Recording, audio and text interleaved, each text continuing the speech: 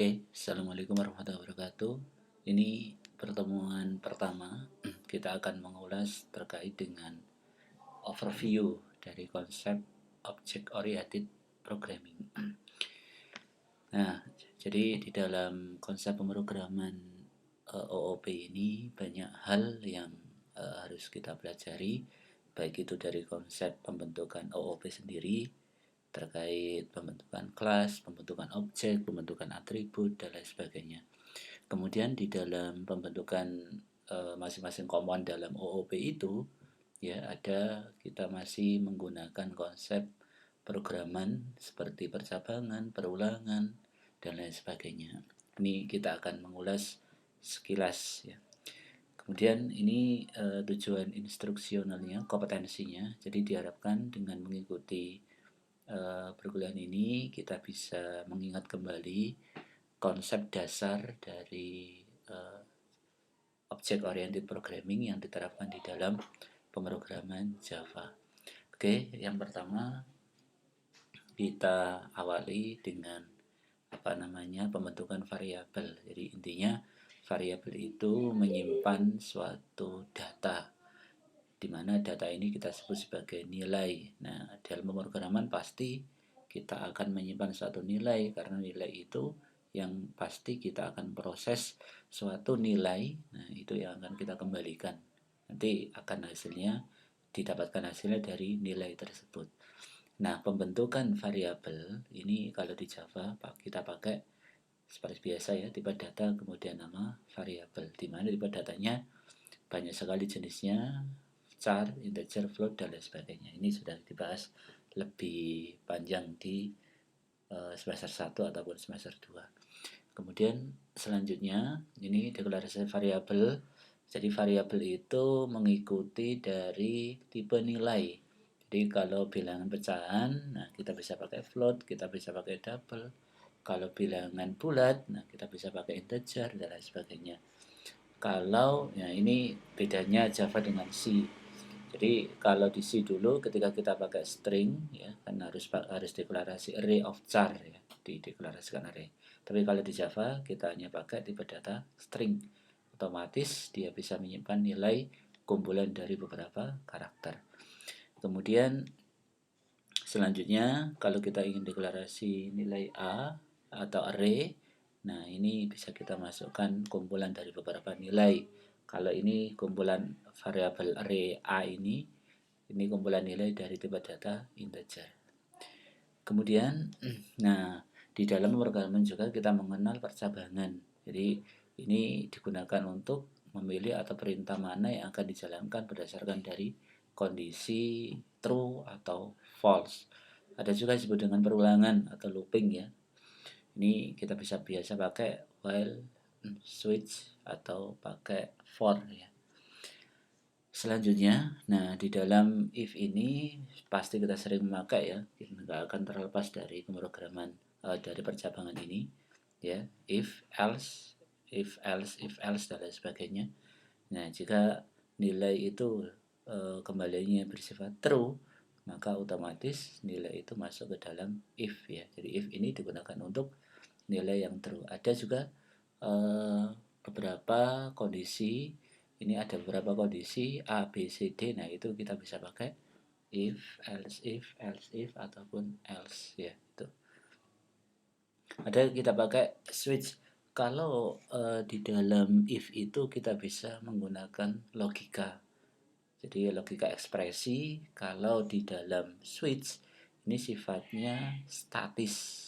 Jadi dia hanya menerima inputan 01 ABC gitu. Jadi tidak bisa kurang dari, lebih dari. Nah, itu switch ini switch case ya, kalau kita bilang tidak menerima itu ya.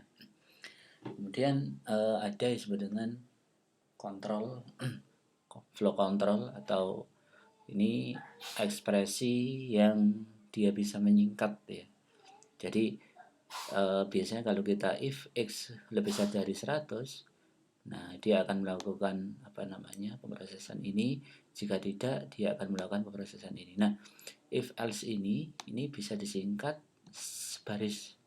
Nah, seperti ini. Ini flow control dia cara menyingkat suatu ekspresi. Jadi disingkat yang modelnya if else seperti ini, dia disingkat menjadi flow control yang model seperti ini. Tapi yang akan kita gunakan tetap ini pakai if else ini. Lebih familiar kita pakai. Kemudian ada while. While ini sifatnya dia looping atau mengulang suatu kondisi di mana kondisinya kalau itu bersifat true ya. Nah, di sini while kondisinya apa? Kalau kondisi ini masih terpenuhi, maka statement ini pasti akan terus dijalankan ya. Kemudian ada juga do while. Jadi do while ini ada satu statement di mana statement ini pasti dijalankan, baik itu bersifat true ataupun bersifat false. Jadi minimal statement do while ini akan dijalankan sekali di tuh. Kemudian for ini sering kita pakai untuk inisialisasi array ya. Jadi kita sudah tahu kondisi pengulangan atau yang akan kita lakukan. Jadi kita sudah tahu kondisinya. Selanjutnya, ini kita masuk ke model pengenalan objek dan kelas, sudah masuk paradigma OOP. Nah, di dalam paradigma OOP itu kita memandang suatu benda di sekitar kita ya. Ini kita pandang sebagai objek. Jadi apapun yang kita pandang dalam konsep pemrograman ini sifatnya dia objek. Nah, kemudian di dalam objek tersebut konsep pemrogramannya objek itu nanti dibentuk dari suatu kelas, di mana kelas ini merupakan suatu blueprint atau bisa dikatakan sebagai rancangan, di mana rancangan itu nanti dia bisa dibentuk suatu objek. Misal objek kucing ya, dia mempunyai beberapa rancangan, misal kucing ini warnanya apa, kemudian dia sifatnya behaviornya bagaimana. Nah, itu kita bungkus di dalam suatu kelas. Dari suatu kelas itu nanti kita bisa bentuk suatu objek kucing tersebut. Kemudian ini kalau contoh orang ya, ini kelas dapat diumpamakan sebagai blueprint atau rancangan tadi ya. Jadi kita mempunyai suatu objek orang ini mempunyai suatu perilaku dan juga mempunyai suatu atribut. Nah, atribut dan perilaku itu dibungkus di dalam satu kelas. Dari kelas tersebut baru kita bisa membentuk objeknya, objek dari kelas tersebut. Nah, di dalam pembentukan kelas ini di pemrograman Java dia bisa mampu memproses suatu instansiasi. Jadi proses pembentukan objek ya dari kelas. Nah, ini disebut dengan instansiasi. Nah, dari kelas tersebut baru kita bisa memanggil seluruh atribut yang ada di dalam kelas yang kita bentuk objek nanti.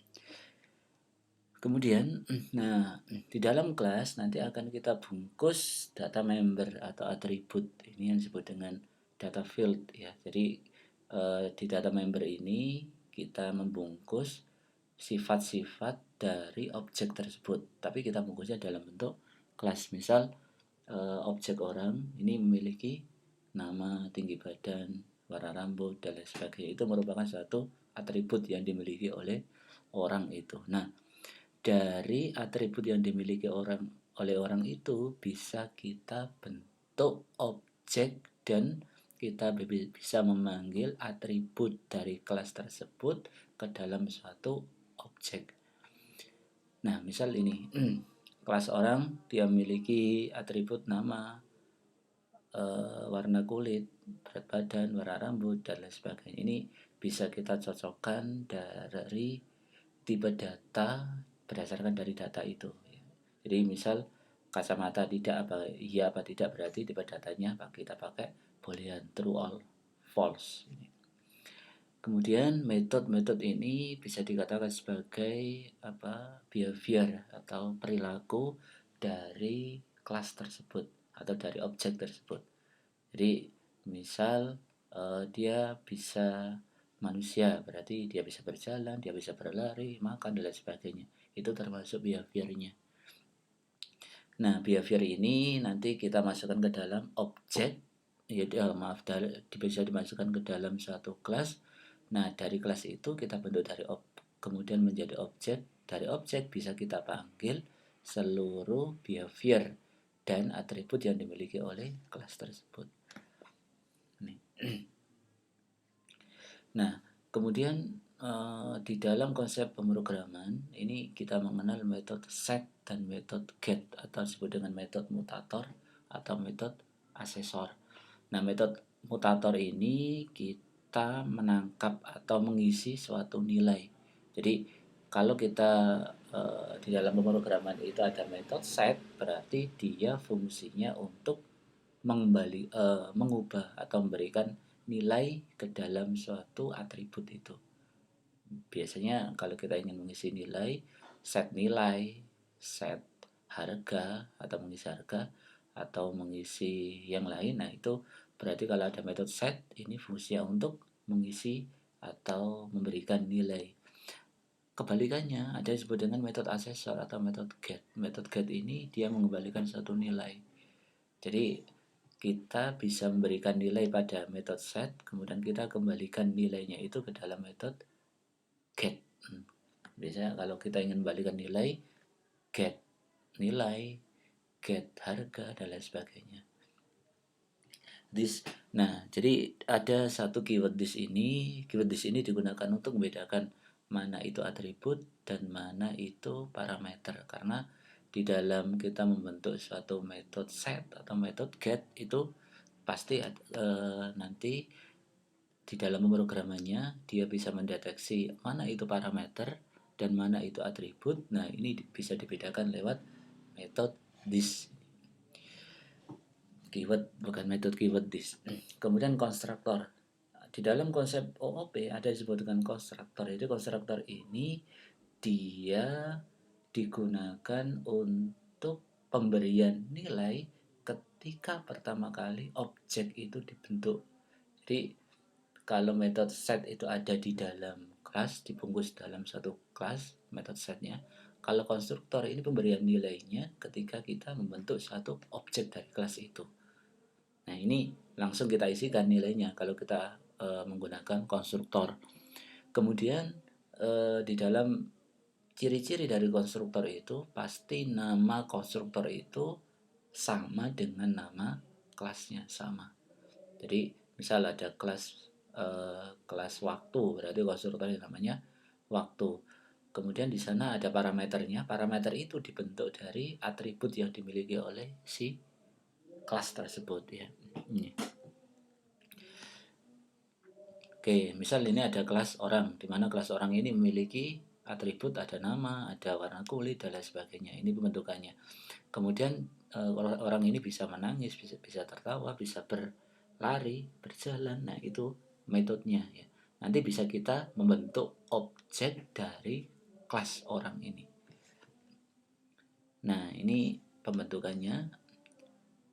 Nah, misal ini dari gambar di sini bisa kita bentuk nama orang pertama ini namanya Afif, nama kedua Virus, dan lain sebagainya. Itu kita bisa bentuk objek dari kelas tersebut.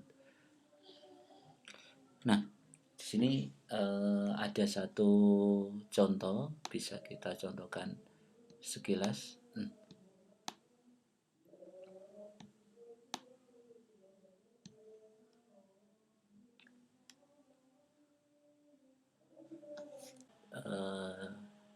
Jadi di sini kita membentuk ada satu diagram namanya kelas diagram. Jadi kelas diagram itu dia merupakan suatu pembentukan apa-apa atribut yang ada di dalam kelas tersebut dan mempunyai metode apa saja yang ada di dalam kelas itu ya. Jadi kita di dalam kelas diagram itu sudah disediakan suatu rancangan di mana rancangan itu sudah ada atribut dan metode yang menyertai di dalam kelas itu. Ya, misal ini ada kelas namanya kelas waktu, di mana kelas waktu ini memiliki beberapa atribut jam, menit, detik. Kemudian di dalam kelas waktu itu juga memiliki satu konstruktor, 3 metode get jam, get menit, get detik, dengan tipe data integer, kemudian dicetak dalam pembentukan metode namanya cetak waktu. Nah, yang paling penting di dalam pembentukan metode itu, nah ini ada keterangan metode get jam ini akan mengembalikan nilai jam, yaitu nilai yang diperbolehkan mulai dari 0 sampai 23. Jika nilai jam tidak sama dengan yang diperbolehkan, misal ada jam 25, ada jam 26, nah itu nanti akan diganti menjadi jam 0. Jadi istilahnya false-nya diganti dengan 0. Begitu pula menit, begitu pula detik. Nah, hasil dari konstruktor, nilai yang kita masukkan dalam konstruktor itu nanti akan dicetak di dalam cetak waktu. Ya, ini kita praktekkan. Buat satu kelas namanya EX latihan L2. Nah, di sini secara otomatis dia sudah membentuk suatu rancangan ya. Ada public class X latihan waktu, X latihan 2. Nah, di sini nanti kita akan membuat program berdasarkan dari rancangan yang ada di dalam kelas diagram ini. Jadi namanya kelas waktu, berarti kelas waktu. Kemudian di situ ada public integer jam, atributnya public integer jam, integer menit, integer detik.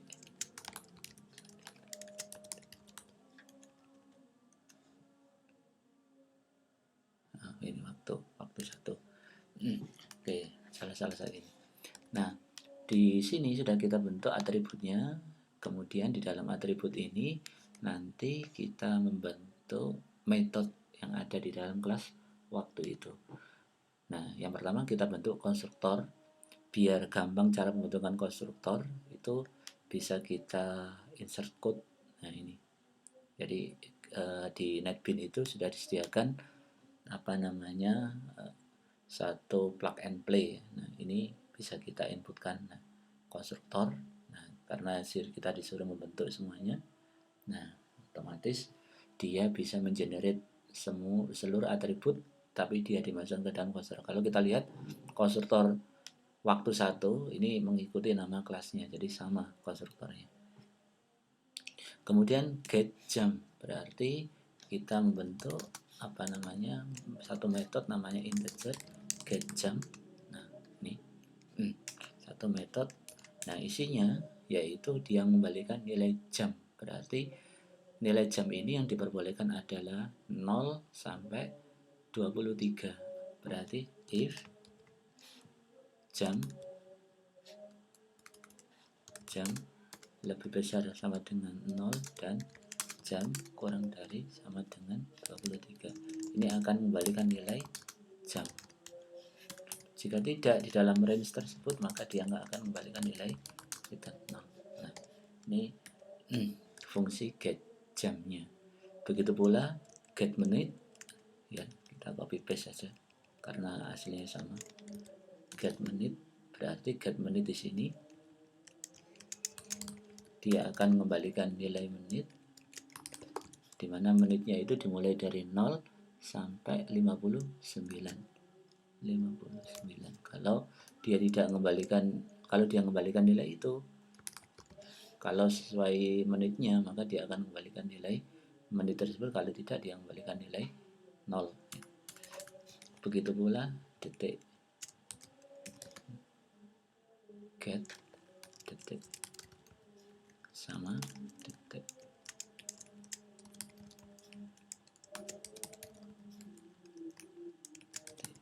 Nah, kalau kita lihat strukturnya, berarti di dalam waktu ini, kelas waktu dia memiliki atribut ini, jam, menit, detik.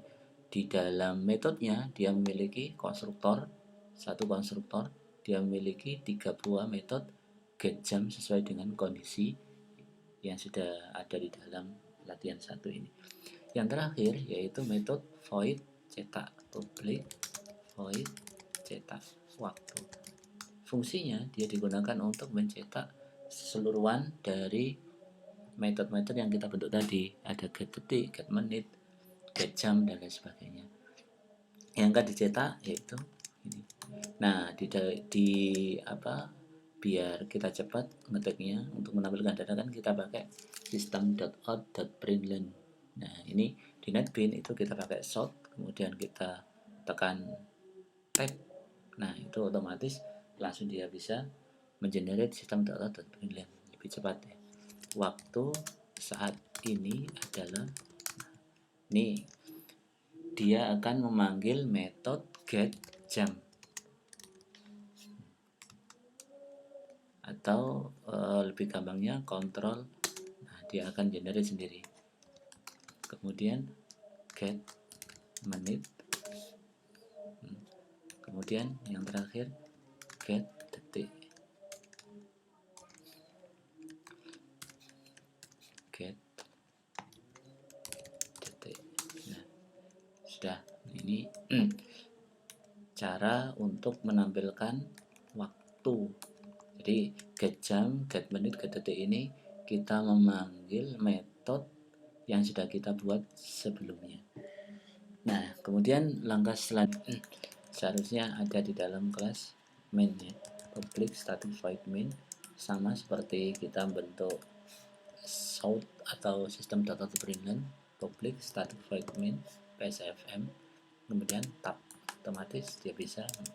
Nah, baru kita bentuk objek dari kelas waktu 1 tadi, waktu 1 obj waktu 1 new obj waktu 1.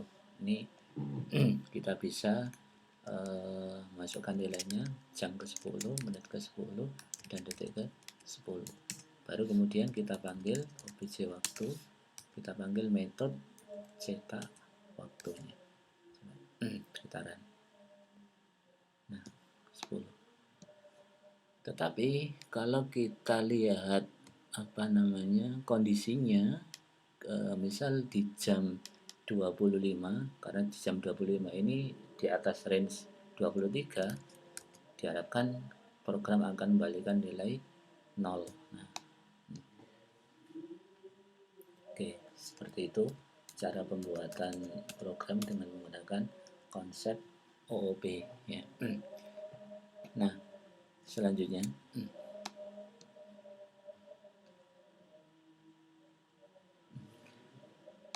ini ada beberapa latihan, nanti bisa dicoba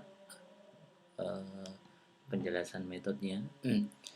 Ini latihan 2 ini terkait dengan pembayaran jumlah kamar atau harga berdasarkan dari jumlah kamar, lama inap kamar, kemudian harga per kamar itu. Nanti bisa dicoba. Kemudian di sini ada demo date ya. Demo date ini bisa kita lakukan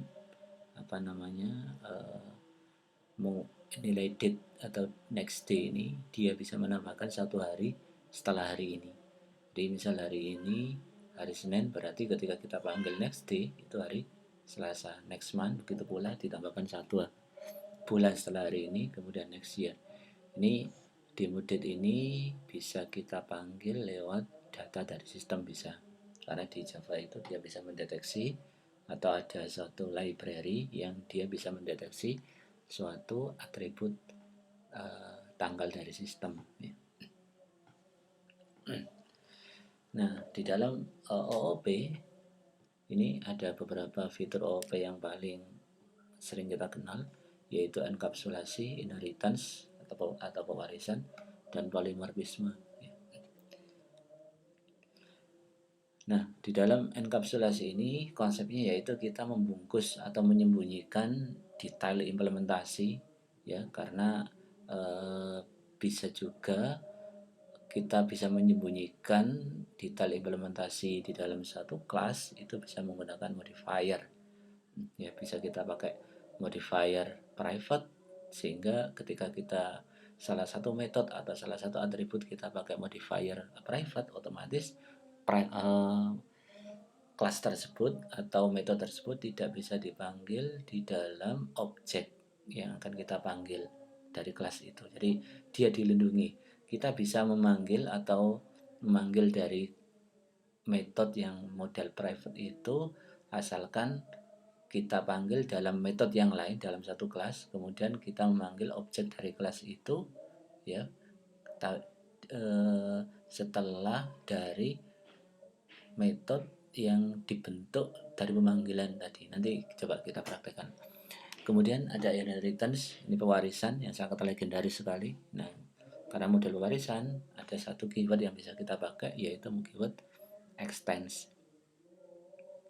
Nah, kemudian ada polymorphisme. Ini dalam satu kelas atau beberapa kelas, ini dia bisa merepresentasikan dari dua bentuk yang berbeda. Nah, ini konsepnya ada overriding atau overloading.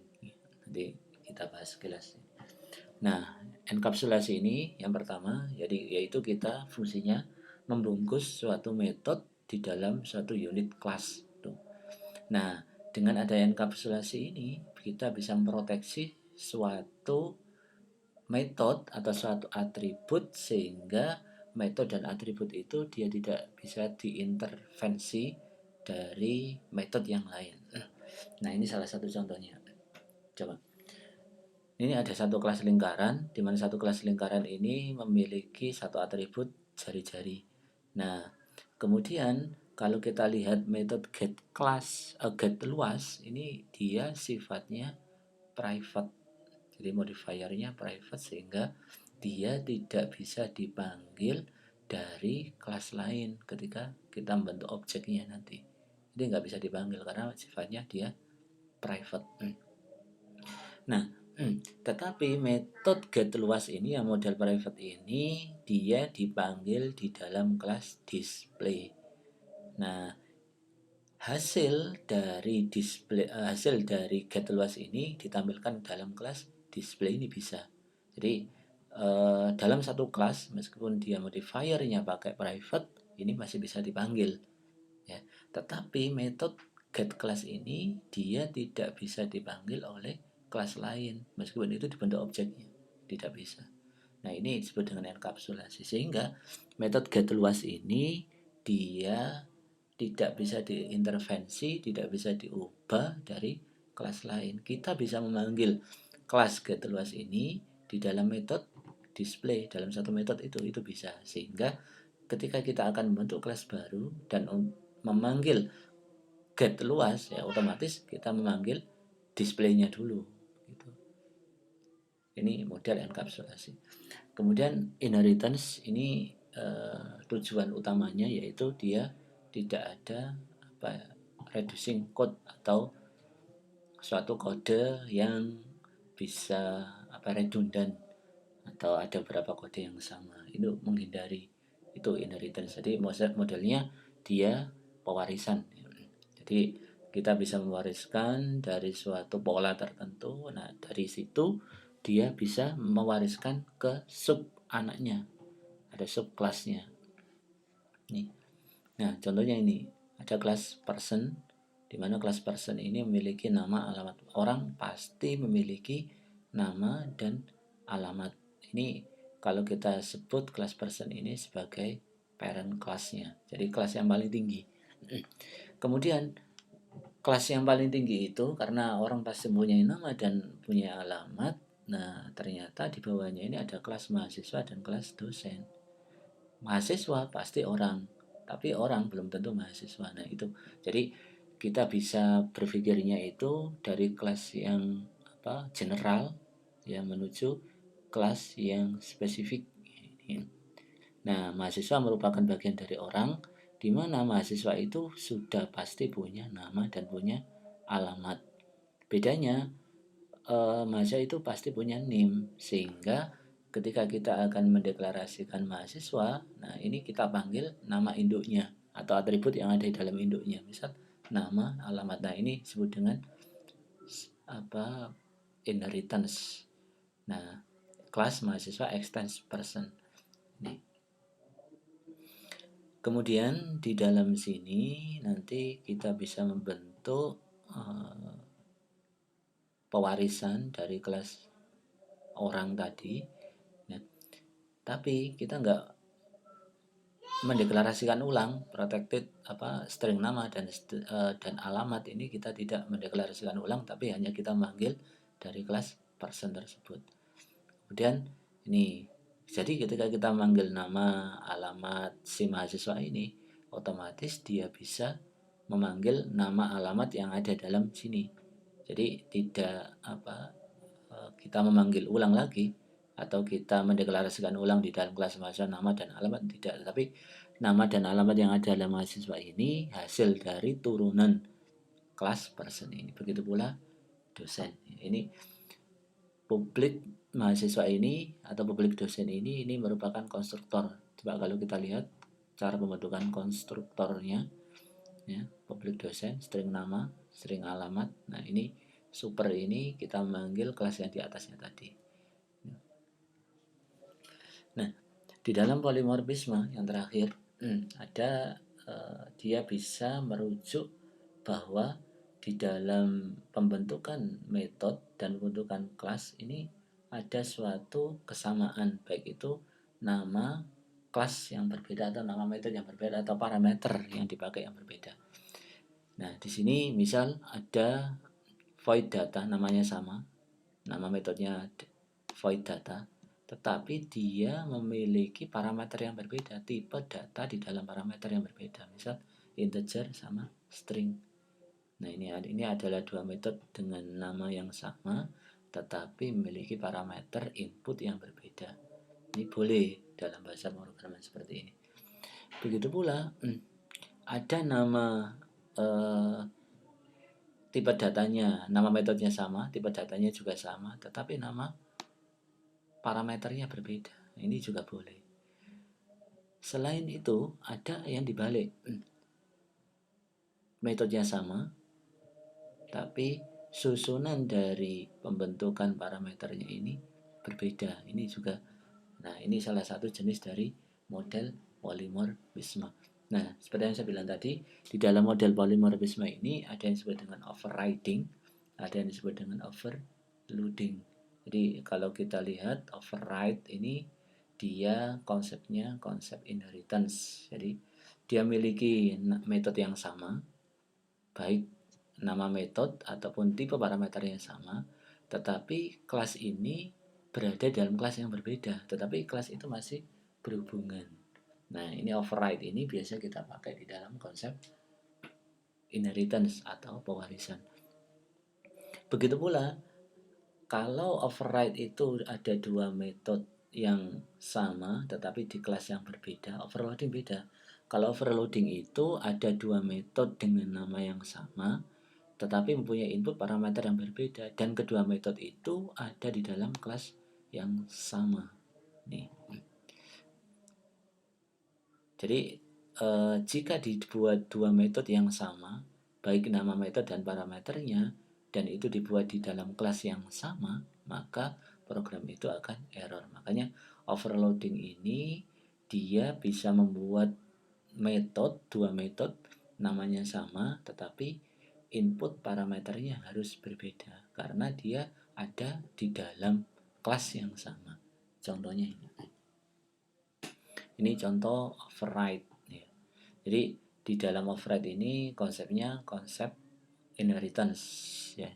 Jadi dia mempunyai metode hitung luas, namanya sama, hitung luas, namanya sama, input parameternya juga sama, tetapi dia ada di dalam kelas yang berbeda. Jadi ini biasanya kita bentuk dari kelas abstrak. Nanti habis ini ada kelas abstrak. Ini sama ini. Nah, ada konsep lagi namanya abstrak class. Jadi abstrak class ini suatu kelas yang dia tidak mempunyai detail implementasi. Jadi tidak ada implementasi, hanya berbentuk suatu blueprintnya saja. Nah, kita bisa membentuk abstrak class ya. Di dalam abstrak class itu pasti ada metode abstrak. Nah, itu kita harus mengoverride ke kelas di bawahnya. Nah, ini tujuannya subclass dari kelas atasnya ini memiliki tingkah laku yang lebih spesifik. Nah, Sehingga karena abstrak class ini dia tidak bisa dibentuk detail implementasinya, maka abstrak class ini kita tidak bisa membuat objek atau tidak bisa dibentuk instansiasi. Jadi kita bisa membentuk instansiasi itu kalau abstrak class ini sudah di override, sudah diturunkan di kelas bawahnya. Ini. Nah, contohnya ini. Ini rancangannya ada yang disebut dengan kelas staff, di mana kelas staff ini sifatnya abstrak kelas. Kemudian ada abstrak void bayar gaji, ini kelas atau metode abstrak. Nah, kita tidak bisa membentuk objek dari kelas staff ya, karena modelnya ini modelnya kelas abstrak, sehingga kita harus mengoverride di kelas yang di bawahnya, baik itu di kelas programmer ataupun di kelas analis, sistem analis. Nah, di dalam kelas programmer ini dia ada beberapa kondisi. Gaji programmer itu 2 juta apabila masa kerjanya kurang dari 2 tahun, dan 4 juta apabila masa kerjanya lebih dari 2 tahun ya, dan lain sebagainya. Jadi kita bisa membentuk objek dari kelas programmer, di mana kelas programmer ini hasil turunan dari kelas staff yang sifatnya dia kelas abstrak, dan seterusnya. Nah, ini ada latihan inheritance, di mana inheritance ini dia memiliki 3 buah kelas ya, di mana 3 buah kelas ini saling berkaitan. Yang pertama kelas message ini dia memiliki dua buah atribut inbox dan outbox. Kemudian kita membentuk konstruktor, kita membuat get inbox, set inbox, kemudian kita membuat abstrak kelas dari dari metode send dan metode retrieve ya. Nah, kemudian di kelas abstract message ini nanti dia akan menurunkan ke kelas source message dan multimedia message. Nah, kalau source message ini konstruktornya akan kita inisialisasi dengan 156. Kemudian kapasitas, set kapasitas. Nah, kalau kita panggil metode send itu dia akan menuliskan 1 SMS dikirim, dan ketika kita manggil metode retrieve ini karena sifatnya dia override ya, di override dari kelas yang di atasnya, maka kita bisa memanggil metode ini ya. Begitu pula seterusnya. Jadi ada 3 buah kelas, di mana kelas ini sifatnya kelas abstrak. Nah, ini inheritance. Dan latihan yang kedua kita bisa bahas di discussion ya, discussion di LMS akan kita bahas lebih lanjut di discussion ya. Jadi mohon nanti baik itu ada 3 buah latihan inheritance yang pertama, kemudian polymorphisme kedua, yang ketiga inheritance tadi message yang pertama, kemudian inheritance yang kedua yaitu menghitung luas dari dan volume, kemudian yang ketiga polymorphisme. Ini nanti kita bahas lebih lanjut di discussion. Kemudian yang terakhir nanti coba dilihat lagi di LMS-nya ada tugas, itu tugasnya sudah ada kuisnya, nanti bisa dikerjakan. Terima kasih, itu yang bisa saya sampaikan untuk pertemuan pertama. Saya akhiri. Assalamualaikum warahmatullahi wabarakatuh.